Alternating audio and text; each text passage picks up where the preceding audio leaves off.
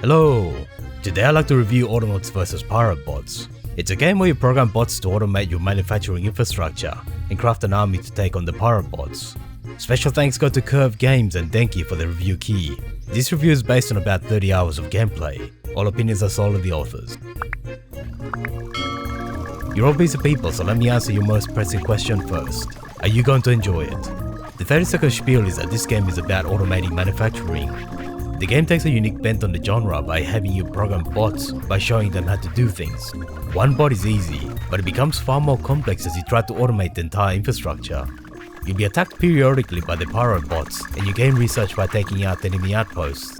It's intended to appeal to people who enjoy solving problems and take pleasure from seeing a well-run system. If that sounds like something you'd like, then stay with me and I'll delve deeper into the details. The premise of the game is that Piratebots have taken over a planet. It's up to you to defeat the pirates, rescue the colonists, and take back the world. In order to do that, you'll have to set up a manufacturing infrastructure to produce the materials and create an army of your own. It starts pretty simply, but as you progress in the game, crafting recipes will increase in complexity, and you'll need more and different types of material. You get research points by destroying pirate bots and structures. Capturing certain outposts will unlock new buildings. Doing both will give you new craftable items and recruitable soldiers. Destroying the boss's outposts and the boss will unlock new parts of the island. In turn, you'll find new enemy types and new blueprints to acquire in this new land. The game goes for a stylized, Lego-ish look and feel. The music and sound effects are going for a casual and cute atmosphere. But it would be misleading to think that that's all it offers. This game is best explained by the phrase, simple yet not simplistic. Usually I don't comment on the visuals of a game unless there's something outstanding about it, and that's the case for this game. One of the things that impressed me when I tried the first game is how much care the developers took to provide visual feedback and streamline gameplay. One particularly nice touch is how items are stacked. Every item is placed at a slightly different angle, so even when there's a whole bunch of items, you can get the exact item you want. Another is how open containers show you what is contained and how full it is at a glance. You can tell that a lot of care was taken in providing visual feedback, and that in turn keeps gameplay a lot smoother than if you had to drill down menus to get to the details. The game follows on from the earlier Autonauts game, and some streamlining has happened. For example, the bots you start with are far more advanced than those you had in the previous game. You also don't have to worry about powering them up. Experience with the earlier game is helpful, but not necessary to play this follow-up. The centerpiece of the game is programming your bots. This is done by example. You press the record button on the bot and do whatever actions you wanted to do. Then you press play to have the bot follow those instructions. But you can also have the bot make decisions by adding conditions and loops. There's a variety of things you can check against, like if your bot has empty hands, which is helpful to check if their tool is broken. If containers are full, which is useful to make sure you're not overproducing. Combine that with loops and you can produce some pretty complex programs. So for example, take chopping down trees. It's trivial to tell the bot to use its axe on a tree. But what if your axe breaks? You can tell your bot to get a new one and go back to chopping down trees with the if hands empty condition, or even get it to craft its own axe. Programming one bot is pretty simple and accessible, but as I mentioned previously, the game is not simplistic. The complexity arises through the combination of robots doing their own tasks. Let's go back to that bot chopping down trees. It's going to putter away chopping down trees, but eventually you'll run out of trees, so you'll want to plant some. That means another robot digging holes, and a second one collecting seeds and planting them so the forest can grow back. But logs lying on the ground aren't very useful, so you'll want a bot collecting and putting them into storage. Then there's the question of your axes and spades breaking, so you need to set up another entire manufacturing chain to dig up stones and collect sticks to produce tools. In total, you're looking at somewhere around 10 bots just to make sure that that single bot chopping down trees has the trees and tools to keep producing logs. Then you'll need bots producing planks and poles from those logs to further advance your industrial setup. That's just getting started in the game. Crafting becomes more complex as you progress, and recipes demand more and more inputs. Let's take bread. You sell cereals, seeds and products for gold that you then use to recruit soldiers for your army. At the start you simply plant and harvest cereal crops, and you can sell the straw and seeds directly for gold. But for more income, you have to progress onto porridge. That means clay pots and water. So you need to have a setup to mine clay, turn them into pots and bake them. For fresh water you need buckets that you produce from timber products. But clay and water are only found in specific places, so you have to ship tools and buckets. and bring back pots and water to wherever you cook your porridge. For better efficiency, you'll want to use carts and wheeled barrels. That means setting up a vehicle crafting infrastructure. Wheels, axles and gears all have to be produced to get you carts and barrels. Then comes bread. You now need to grind the cereal into flour, combine it with porridge and bake it.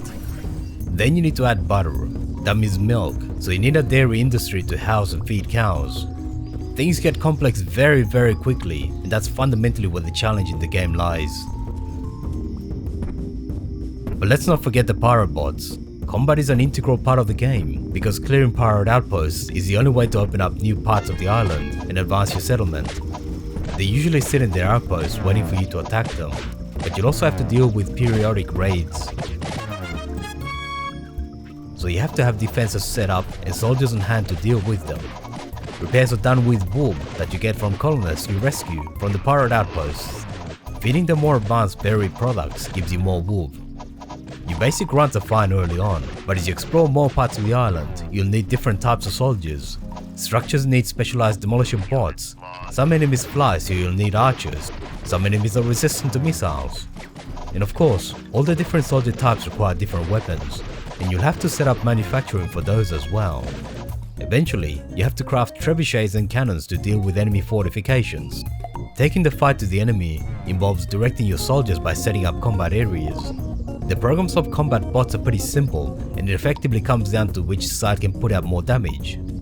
The intent of the combat aspects of the game is to give a purpose to the gameplay. While I haven't played it extensively, the first game focused exclusively on manufacturing, and it's true that it felt somewhat like it lacked purpose beyond just unlocking new things to craft.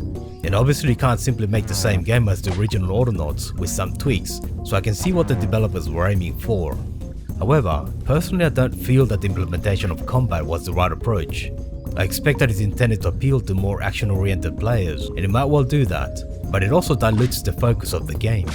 Programming is a unique aspect and key selling point of this franchise, but the way combat is done doesn't involve programming at all. Maybe I missed it, but it seems that anything beyond just finding the nearest enemy or building and beating up on them is not beneficial.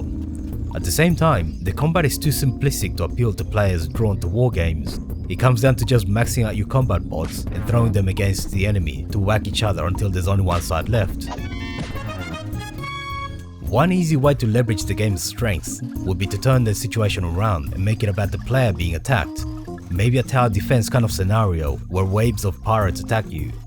At the moment you're under very little pressure to optimize your gold and wool production, because the enemy is sitting back waiting for you to attack them. But if you had waves of enemies causing damage to buildings and destroying defensive structures, then that would give more drive to optimizing that side of manufacturing. More types of static weapons and ranged defenses would also involve your manufacturing base more than it currently does. A defensive scenario would also make the placement of walls, ditches and towers more important, and allow the player's tactical imagination to maximize their efficiency by creating killing fields where different types of defenses have overlapping fields of fire, and placing defenses as to encourage enemies into those fields. That's one scenario, but maintaining the focus on the programming and manufacturing aspects would play to the strength of the franchise. Autonauts vs Piratebots does very well in maintaining the strengths of the original Autonauts game by maintaining the bot programming and manufacturing aspects. Gameplay remains simple to access, but difficult to master. It does miss a bit when it comes to trying to extend the gameplay by adding combat, but that's not a game breaker by any means, and the game will continue to appeal to people who enjoyed the first one. If you enjoy games that let you show off your ability to optimize manufacturing, then this is a game that might be worth looking into. Thanks for watching all the way to the end. Let me know what you thought about it in the comments. Feel free to leave a like, subscribe and hit the bell button to be notified when new videos come out. See you soon.